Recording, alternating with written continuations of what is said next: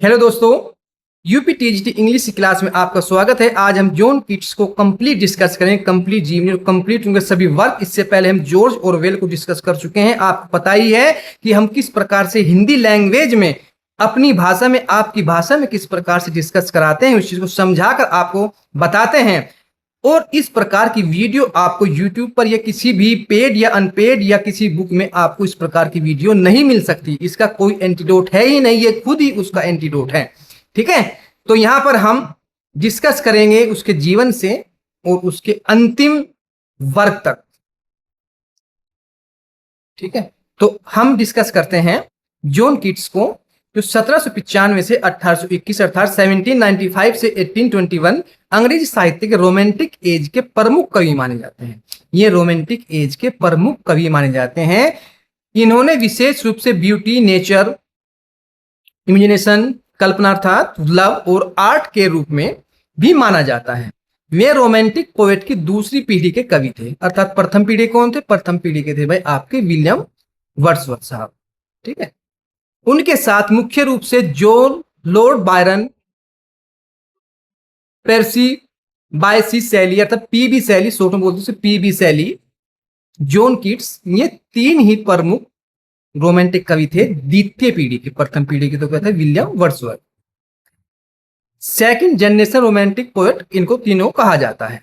लेकिन हम यहाँ जॉन कीट्स को आपको डिस्कस कर रहे हैं। कीट्स साहब का जीवन बहुत छोटा था। वे केवल 25 वर्ष जीवित रहे। ये फैक्ट भाई आपका इसको याद रखेंगे। वे केवल 25 वर्ष ही जीवित रहे, लेकिन इतनी कम आयु में उन्होंने अंग्रेजी साहित्य को अनेक महान कविताएं दी। जन्म, उनका जन्म के बारे में डिस्कस करेंगे। यानी भाई आपको हम कंप्लीटली बिना डेट वगैरह के हम इसे डिस्कस करा रहे हैं, नहीं, हम कंप्लीट यहाँ पे सब कुछ डिटेल में डिस्कस करेंगे। जॉन कीट्स का जन्म 31 अक्टूबर 1795 1795 को लंदन इंग्लैंड में हुआ। कहां पर हुआ भाई? लंदन इंग्लैंड में हुआ। उनके पिता का नाम थॉमस कीट्स था। थॉमस कीट्स उनके पिता का नाम था और वे एक स्टेबल कीपर के यहां काम करते थे तथा बाद में उनके व्यवसाय से जुड़े। बाद में उसी व्यवसाय से जुड़े। उनकी माता का नाम फ्रांसिस जेनिंग्स कीट्स था। F.J. कीट्स भी शॉर्ट में इसको कहीं कहीं बुक में आपको मिलेगा, तो सब परेशान ना हो। कीट्स के माता पिता की आर्थिक स्थिति बहुत समृद्ध नहीं थी। अर्थात में मीडियम दर्जे के व्यक्ति थे, ना तो अधिक गरीब थे ना अधिक धनी थे। ठीक है, परिवार, जॉन कीट्स के भाई बहन थे। कितने भाई बहन थे उनके? जॉन कीट्स के नोट करेंगे आप। जॉर्ज कीट्स, टॉम कीट्स और उनकी बहन का नाम क्या था? Fanny Keats.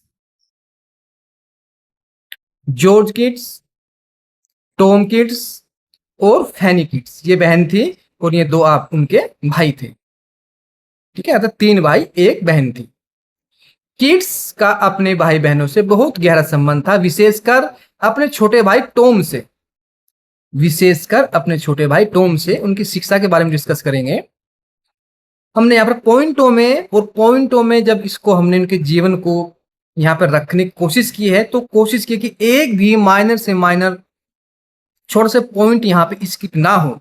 तो किड्स ने अपनी प्रारंभिक शिक्षा कैलाक्स स्कूल इनफील्ड से प्राप्त की। ठीक है, यहीं से उनके अंदर literature, poetry, classical literature, Greek mythology के प्रति गहरी रुचि विकसित हुई। ठीक है, किनके प्रति? Literature, poetry, classical literature, Greek mythology के प्रति गहरी रुचि विकसित हुई। स्कूल के हेडमास्टर जॉन क्लार्क, याद रखना है भाई, इंपॉर्टेंट फैक्ट है। स्कूल के हेडमास्टर जॉन क्लार्क और उनके पुत्र चार्ल्स काउडन क्लार्क ने किड्स की साहित्यिक रुचि को बहुत प्रोत्साहित किया, उसको इनहेंस किया, उनकी रुचि को उनको प्रोत्साहन दिया। चार्ल्स काउडन क्लार्क ने उन्हें स्पेंसर और अन्य महान साहित्यकारों से परिचित करा। स्पेंसर जाना माना नाम है भाई, एडम स्पेंसर। डॉक्टर बनने की शिक्षा, कीट्स ने कविता को अपना पेशा बनाने से पहले मेडिसिन की शिक्षा ली। यानी कि वे एक डॉक्टर की उनको नॉलेज भी थी, वे मेडिसिन के बारे में जानते थे, उन्होंने मेडिसिन की शिक्षा भी ली। उन्होंने थॉमस हेमोन्ड्स के साथ अप्रेंटिस और बाद में गेज हॉस्पिटल्स लंदन में मेडिकल ट्रेनिंग प्राप्त की। ये बहुत इंपॉर्टेंट फैक्ट है भाई। अप्रेंटिसशिप्स और बाद में गेज हॉस्पिटल जो लंदन में है मेडिकल के लिए, वहां पे ट्रेनिंग प्राप्त उन्होंने की। उन्होंने मेडिकल प्रोफेशन के लिए परीक्षा पास भी की, बहुत सी परीक्षा ने पास की, लेकिन उनका मन चिकित्सा से अधिक पोइट्री और लिटरेचर में था। उनका जो मन था, जो लेखक का मन होता है, अगर वो उसके अंदर वो परमात्मी गुण है, वो इच्छा है, साहित्य के प्रति जागरूकता है, उसके अंदर प्यार है, तो उस किसी भी चीज में उसकी रुचि नहीं रहती। वो केवल उसी चीज में जिसके लिए वो बना है, जिस परमात्मा ने उसको जिसके लिए बनाया है, उसमें ही वो एक न एक दिन अवश्य अपना योगदान देता है। तो अंत उन्होंने चिकित्सा का पेशा छोड़कर पूरी तरह कविता को अपना जीवन समर्पित कर दिया। बाद में उन्हें क्या किया, कविता को छोड़कर कंप्लीटली अपना जीवन उन्हें कविता को समर्पित कर दिया। तो नंबर 6 में 6 पॉइंट में क्या है, कविता की शुरुआत। कीट्स की पहली प्रकाशित कविता ओ सोलिट्यूड थी, जो 1816 तक 1816 में प्रकाशित हुई। कब प्रकाशित हुई? 1816 में, 1816 में। इसके बाद उनका साहित्य जीवन तेजी से आगे बढ़ा। उनकी पहली प्रमुख पुस्तक पोम्स 1817 में, 1817 में प्रकाशित हुई थी, लेकिन उनकी वास्तविक प्रसिद्धि उनके बाद के वर्क से हुई। उनके बाद के वर्क से, वो वर्क कौन सा था? ये 7 पॉइंट में हमने लिया है। नंबर 7 में कीट्स और romantic as. Keats romantic as के महत्वपूर्ण कवि हैं। रोमांटिक पोइट्री की प्रमुख विशेषताएं थी नेचर, ट्विंजेशंस कल्पना, प्रकृति कल्पना, ब्यूटी सुंदरता, इमोशन भावुकता, इंडिविजुअलिज्म अकेलापन, लव स्नेह, फ्रीडम स्वतंत्रता, सुपरनेचुरल एलिमेंट्स जादुई तत्व, ठीक है, काल्पनिक तत्व भी आप कह सकते हैं, मिडलिज्म, सेंसुअसनेस कामुकता। इन सभी से विशेष रूप से ब्यूटी और सेंसुअसनेस कीट्स की पोइट्री में बहुत महत्वपूर्ण है। अर्थात ये ब्यूटी से और सेंसुअसनेस से अधिक फेमस हुई, अधिक प्रसिद्धि मिली। पॉइंट नंबर 8 में हमने क्या लिखा है, कीट्स का ब्यूटी का सिद्धांत। कीट्स की पोइट्री का प्रमुख, कीट्स की जो पोइट्री है, उनका प्रमुख सबसे महत्वपूर्ण विचार क्या था भाई? ब्यूटी इज ट्रूथ और ट्रूथ इज ब्यूटी। सुंदरता ही सत्य है और सत्य ही सुंदरता है। ये बहुत फेमस इनकी कोट कह सकते हैं आप, बहुत ही ज्यादा फेमस है भाई। यह विचार उनकी प्रसिद्ध कविता और ओन ए ग्रेशियन अर्न में आता है। ये जो उनकी ये बात है, जो एक कोट है, जो विचार थिंग्स हैं, यह विचार उनकी प्रसिद्ध कविता ode on a Grecian urn में आता है। उनके लिए ब्यूटी केवल बाहरी सुंदरता नहीं थी, ब्यूटी उनके लिए जीवन और कला की एक गहरी आध्यात्मिक अनुभूति थी। इसी कारण उन्हें अक्सर क्या कहा जाता है? Poet of beauty. उनको पोएट ऑफ ब्यूटी के नाम से जाना जाता है। नंबर 9 में हमने क्या लिया है?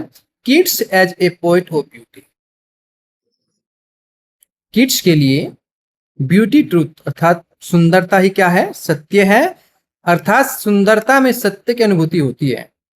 उनकी कविताओं में हमें सुंदरता के अनेक रूप मिलते हैं। प्रकृति की सुंदरता, प्रेम की सुंदरता, कला की सुंदरता, संगीत की सुंदरता, कल्पना की सुंदरता, शास्त्रीय ग्रीक कला की सुंदरता। नंबर 10 में हमने क्या लिया है, किट्स की प्रमुख कविताएं, उनकी महत्वपूर्ण पोएम्स कौन कौन से भाई। 11 में क्या है, ओड टू ए नाइटिंगेल, बहुत फेम इससे मिला, बहुत प्रसिद्धि इस कविता से मिली उनको, ओड टू ए नाइटिंगेल। इसमें कवि एक नाइटिंगेल के गीत से प्रभावित होता है। नाइटिंगेल एक आप चिड़िया समझ सकते हैं, एक पक्षी होता है, ये विदेशी पक्षी है, यहाँ पर नहीं मिलता, इंडिया में नहीं पाया जाता। ये कोयल को भी वैसे नाइटिंगेल कहते हैं, लेकिन ये थोड़ा डिफरेंट होता है, थोड़ा अलग होता है, ठीक है। और इमेजिनेशंस के अर्थात कल्पना के माध्यम से वास्तविक संसार से दूर जाना चाहता है, यानी कि वे ऐसी कल्पना करते हैं, ऐसे इमेज करते हैं अपना आप में, सोचते हैं, सोचने की सी पावर है कि वे सोचते हैं कि मैं संसार से, क्योंकि कवि के अंदर ही एक गुण क्या होता है कि संसार से अलग रहकर ही अपनी पोइट्री को लिख सकता है, समझ सकता है, उसमें डूब कर, क्योंकि उसमें खोकर जब किसी चीज में आप खो जाएंगे, उसके बारे में उसकी वास्तविकता आप तभी जान सकते हैं। मुख्य इसकी थीम्स क्या है, ब्यूटी है, नेचर है, इमेजिनेशंस है, कल्पना है, मोरलिटी है, ट्रांसेंस है। तो 12 में हमने क्या लिया है भाई, ode ode on a Grecian urn, बहुत फेम इससे भी मिला, इस कविता से मिला, बहुत अच्छी कविता। ये एक अर्न कहते हैं, आप एक सुराई मान सकते हैं, सुराई पर जो चित्रकारी है, तो उसको देखकर ही किट साहब क्या कर देते हैं, अब फिर कविता लिख देते हैं। उसमें जो कलाकार उसमें कुछ आपस में लड़ रहे हैं, एक सुंदर युक्ति है, उसके पीछे कुछ योद्धा हैं जो वॉरियर हैं, उसके पीछे भाग रहे हैं, दौड़ रहे हैं, तो उस पर ही एक कविता में लिख देते हैं। उनकी कल्पनाशीलता इतनी हाई होती है कि आप उसके बारे में सोच भी नहीं सकते, इतने से छोटे से चित्र से ही में एक इतनी अच्छी कविता क्रिएट कर देते हैं कि आप जब इसको पढ़ेंगे, मैं पढ़ाऊंगा उसको, तो आप सोचेंगे कि हाँ, एक कितनी प्यारी, कितनी सुंदर कविता बनाई गई है, किस पर, एक सुराई पर चित्रकारी से ही, उसको देखकर ही, ठीक है। तो यह उनकी सबसे प्रसिद्ध ओड्स में से एक है। कौन, odd on a Grecian earn, ये बहुत अच्छा उनका ओड है। इसमें एक ग्रीक अर्न के चित्रों और कला के माध्यम से ब्यूटी, आर्ट और परफॉर्मेंस की चर्चा की गई है। इसका सबसे प्रसिद्ध विचार क्या है, ब्यूटी इज ट्रूथ और ट्रूथ इज ब्यूटी, ब्यूटी यानी कि ब्यूटी, सुंदरता ही सत्य है और सत्य ही सुंदरता है। 13 में हमने क्या लिया है, odd on melancholy, odd on melancholy. इस कविता में किट्स बताते हैं कि ब्यूटी और सैडनेस का गहरा संबंध है। भाई ब्यूटी सुंदरता और सैडनेस उदासी का आपस में गहरा संबंध है, तालमेल है। सुंदर चीज हमेशा स्थायी नहीं होती, ये बात बिल्कुल सही, आप सभी जानते हैं, डिस्ट्रॉय होनी है, नष्ट होनी है, लेकिन वैचारिक सुंदरता, जो मन की सुंदरता है, वो हमेशा जन्म से लेकर मृत्यु तक साथ देती है, ठीक है। और सगुणगान मृत्यु के बाद भी संसार में जीवित रहता है। इसलिए खुशी के भीतरी, इसलिए खुशी के भीतर भी मेलंकली का तत्व मौजूद रहता है। मेलंकली कहते हैं हंसी मजाक, थोड़ा ह्यूमर। 14 पॉइंट में हमने क्या लिया है, ओ टू पैसेज, यह उनकी महत्वपूर्ण ओड्स में से एक है। इसमें ग्रीक माइथोलॉजी की पैसेज का प्रयोग किया गया है। 15 टू ओटन, यह कीट्स की सबसे प्रसिद्ध नेचर पोएम्स में से एक है। इसमें ऑटम सीजन की सुंदरता, रिचनेस और मैच्योरिटी का वर्णन किया गया है। इसे अक्सर उनकी ग्रेटेस्ट नेचर पोएम माना जाता है। ये ग्रेटर नेचर पोएम है ऑटम सीजन। 16 पॉइंट में हमने क्या लिया है, ला बेल डैम सन्स मर्सी, बहुत सुंदर, बहुत प्रसिद्ध कविता है। और जब मैं इसको पढ़ाऊंगा तो आपको लगेगा कि हाँ, क्योंकि इसमें एक वॉरियर, एक योद्धा उदास घोड़े पर जा रहा है, उसको एक युक्ति मिलती है, वो इतनी सुंदर है कि उसके बहकावे में आ जाता है, उसके प्रेम में पड़ जाता है, तो उस चीज को इसमें अच्छी प्रकार से दर्शाया गया है। ला बेल डैम सन्स मर्सी, यह एक प्रसिद्ध नरेटिव बैलेट पोयम है। इसमें एक मिस्टीरियस ब्यूटीफुल वुमेन और एक नाइट, लिखने में कनाइट और बोलने में नाइट की कहानी प्रस्तुत की गई, उसमें के का लोक होता है। नाइट मन योद्धा होता है, वुमेन मन औरत महिला होती है, औरत होती है। मुख्य तत्व लव है, मिस्ट्री है, सुपर नेचुरल है, इल्यूजन है, डेथ है। ठीक है भाई। नंबर 17 में हमने क्या लिया है, इंड्योमेंस। यह एक लंबी नरेटिव पोयम है। नरेटिव पोयम अर्थात एक इसी पोयम में देखने में लगता है कि हाँ ये एक क्या है, लेसन के समान है। बड़ी कविता है। इसकी शुरुआत प्रसिद्ध पंक्ति से होती है, a thing of beauty is a joy forever. A thing of beauty, विचारों की सुंदरता, is a joy forever, सदैव के लिए क्या जीवित रहती है, सदैव के लिए बनी रहती है, सदैव के लिए होती है। इस कविता में ग्रीक माइथोलॉजी का प्रभाव दिखाई देता है। पॉइंट 18 में क्या है, किट्स की प्रसिद्ध ओड्स, किट्स की ओड्स इंग्लिश लिटरेचर में अत्यंत महत्वपूर्ण है। ये ओड्स के लिए बहुत फेमस है भाई, क्या किट्स, और ओड्स इंग्लिश लिटरेचर में अत्यंत महत्वपूर्ण है। किसकी, किट्स की, जॉन किट्स की। विशेष रूप से ओ टू पेसिजम्स, ओ टू नाइटेंगल्स, और ओ टू ए ग्रीसियन अर्न, और ओ टू ए मेलंकली, और टू ओटम। इनको अक्सर किट्स ग्रेट ओड्स कहा जाता है। इनको अक्सर किट्स ग्रेट ओड्स के नाम से जाना जाता है। पॉइंट 19 में हमने क्या है, negative capability. Negative capability Keats का सबसे महत्वपूर्ण लिटरेरी कॉन्सेप्ट है, नेगेटिव कैपेबिलिटी। यह सब किट्स ने 1817 में अपने भाई जॉर्ज को लिखे एक पत्र में प्रयोग किया। जॉर्ज को लिखे पत्र में प्रयोग किया। नेगेटिव कैपेबिलिटी का अर्थ है ऐसी स्थिति को स्वीकार करने की क्षमता जिसमें व्यक्ति तुरंत निश्चित उत्तर या लॉजिकल एक्सप्लेनेशन खोजे बिना अनसर्टेनली और मिस्ट्री को स्वीकार कर सके। अर्थात उसके अंदर एक ऐसी क्यूरियोसिटी है, एक ऐसी योग्यता है, एक ऐसी अक्षमता है कि वो ऐसी लॉजिकल थिंक उसके अंदर है, एक ऐसी पहुंच उसके अंदर है कि वो हर स्थिति में एक तो स्टेबल रहता है, स्थिर रहता है, और उसमें सोचने की लॉजिकल थिंग्स इतनी तार्किक अक्षमता इतनी अच्छी है कि हर बात को इतना अच्छा एक्सप्लेन करता है कि वो बात इस प्रकार से एक्सप्लेन करता है कि उसमें चार चांद लगा देता है। इतना आप उसको समझ सकते हैं, इस बात को इस प्रकार से। तो कवि को हर चीज का तर्कपूर्ण उत्तर जानना आवश्यक नहीं है, उसे मिस्टीरी और अनसर्टेनिटी को भी स्वीकार करना है। मिस्ट्री, रहस्य, अनसर्टेनिटी और असमानता को भी स्वीकार करना है। यह किट्स की पोएटिक थ्योरी का बहुत महत्वपूर्ण हिस्सा है। पॉइंट 20 में हमने क्या लिया है, किट्स की इमेजिनरी, किट्स की पोएट्री की एक बड़ी विशेषता है उनकी जो किट्स की जो इमेजिनरी है, कल्पना शक्ति है, वो उनकी पोएट्री में चार चांद लगा देती था। इस प्रकार से वे उसमें इमेजिनरी की बात डालते हैं, अपनी कल्पनाशीलता का प्रयोग करते हैं कविता में कि उसमें चार चांद लग जाते हैं, पढ़ने में बहुत मजेदार बन जाती है कविता।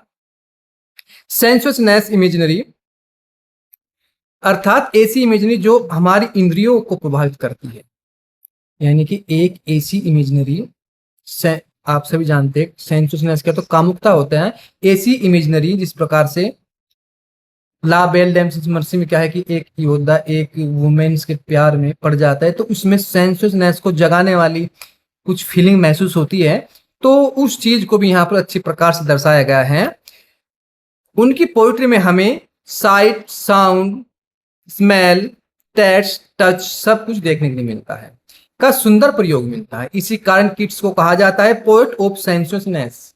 इनको पोएट ऑफ सेंसुअसनेस के नाम से भी जाना जाता है, अर्थात कामुकता का कवि।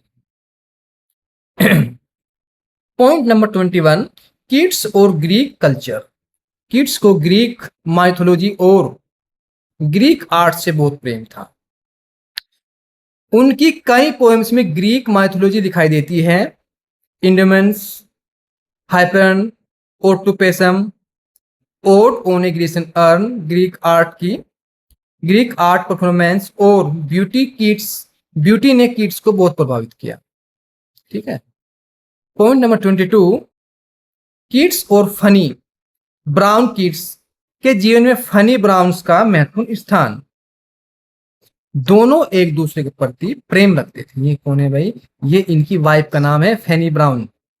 फनी ब्राउन ने कह सकते हैं, ब्राउन आप इसको कह सकते हैं, ऐसे बोलने तो ब्राउन ही आएगा, फनी ब्राउन ने। दोनों एक दूसरे के प्रति प्रेम रखते थे और उनकी इंगेजमेंट भी हुई थी, अर्थात इंगेजमेंट कह सकते हैं आप, सगाई कह समझ सकते हैं इसको। लेकिन किड्स की खराब होती हेल्थ, उनकी जो हेल्थ है, स्वास्थ्य खराब होता हुआ और उनकी आर्थिक कठिनाइयों का उनका विवाह नहीं हो सका, उनका विवाह नहीं हो सका। फनी ब्राउने के साथ संबंध, उनका संबंध उनकी पोइट्री और लेटर्स में दिखाई देता है। जो उनके पोइट्री कुछ मिली है उसके बारे में, कुछ लेटर मिले हैं, तो उसमें उनका प्रेम, जो उसकी अथाह प्रेम था उनके बीच में, वो दिखाई देता है। पॉइंट नंबर 23 में, किड्स की बीमारी, किड्स के जीवन में ट्यूबरक्लोसिस अर्थात टीबी। उस समय भाई टीबी एक बहुत महान समस्या थी। लगभग जितने भी राइटर हुए हैं मोस्टली 98% को ट्यूबरक्लोसिस की समस्या थी और इसी कारण उनकी जल्दी मृत्यु हुई, क्योंकि पहले इसका कोई इलाज नहीं था। ला इलाज बीमारी थी आपकी क्या, टीबी। एक बड़ी समस्या बनी, उनके परिवार में भी ट्यूबरक्लोसिस के कारण मृत्यु हुई थी, यानी कि उनके माता पिता या उनके भाई बहन की भी पहले मृत्यु हो चुकी थी परिवार में। तो उनके भाई टॉम किट्स की मृत्यु 1818 में ट्यूबरक्लोसिस से हुई। इसके बाद किट्स ने अपनी हेल्थ भी तेजी से खराब होने लगी, इसके बाद किट्स की हेल्थ भी तेजी से खराब होने लगी। पॉइंट नंबर 24, इटली की यात्रा। डॉक्टर्स ने किट्स को बेहतर क्लाइमेट वातावरण के लिए इटली जाने की सलाह दी। डॉक्टर ने किट्स को बेहतर क्लाइमेट अर्थात वातावरण अच्छा वातावरण के लिए कि वहां पर वे सांस लें, तो इसके लिए उन्हें इटली जाने की सलाह दी। तो 1890 के अंत में वे अपने मित्र जोसेफ सेवन के साथ इटली गए। वे मुख्य रूप से रोम में रहे, लेकिन उनकी बीमारी बहुत बढ़ चुकी थी।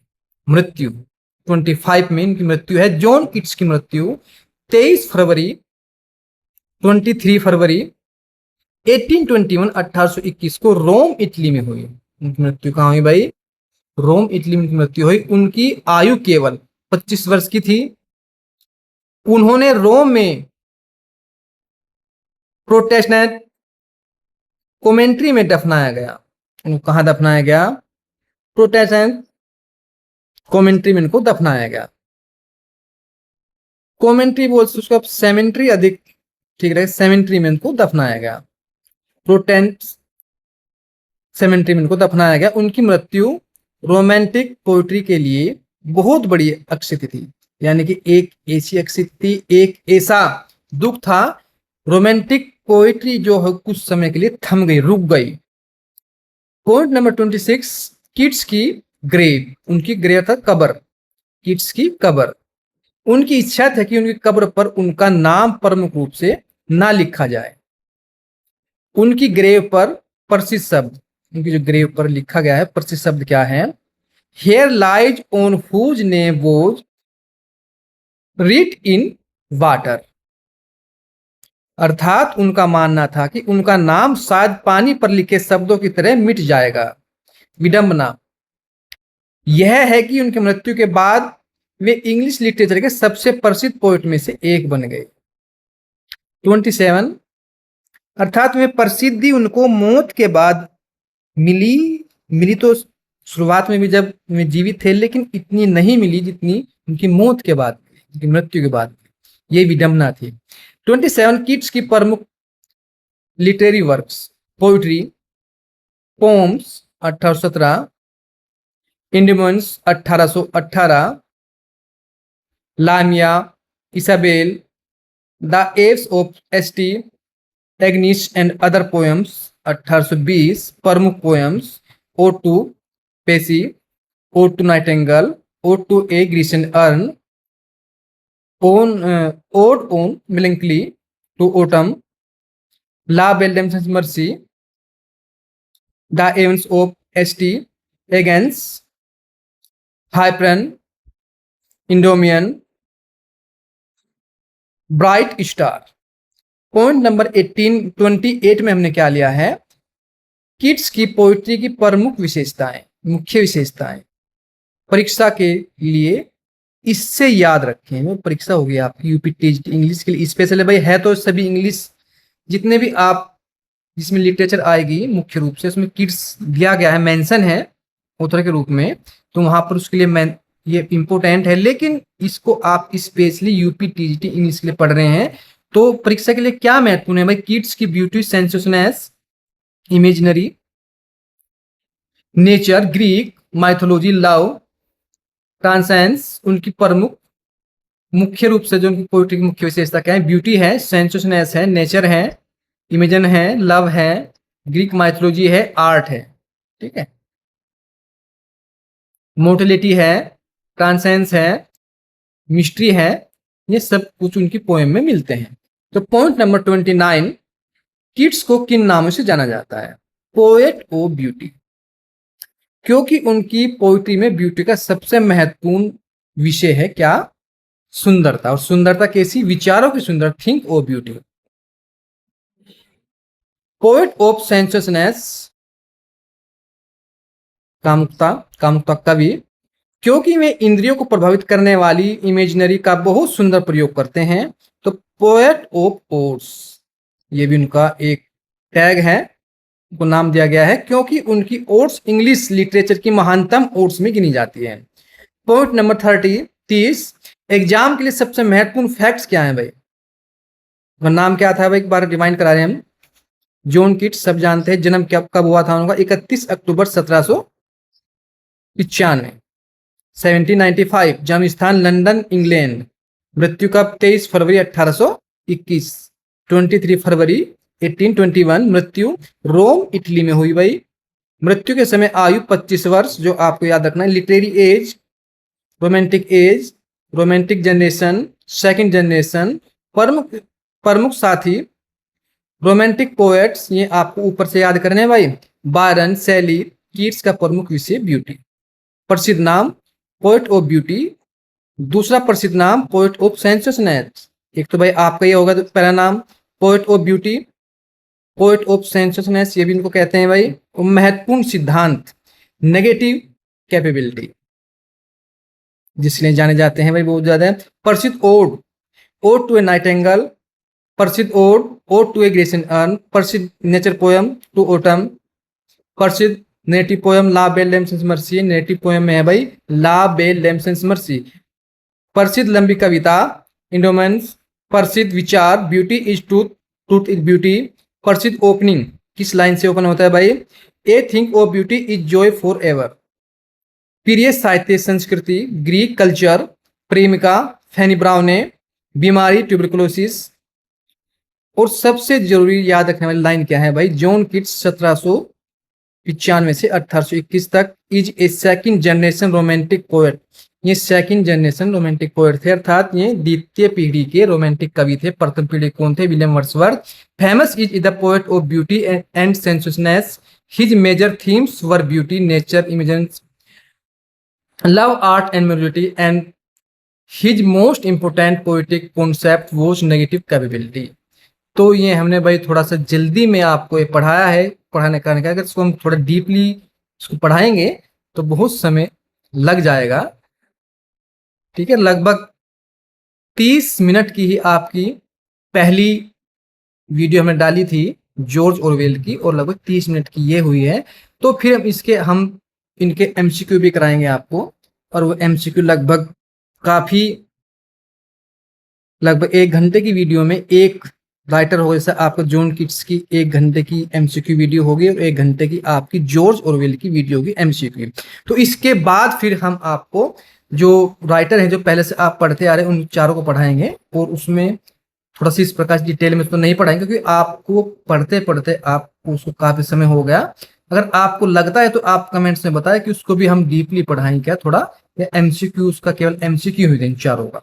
ठीक है, तो आज के लिए गाइस इतना ही। आप हमारी वीडियो को लाइक से सब्सक्राइब करें ताकि हमारा जो मोटिव है बना रहे, इस प्रकार की वीडियो हम आपके लिए लाते रहें। तो okay guys, thank you very much.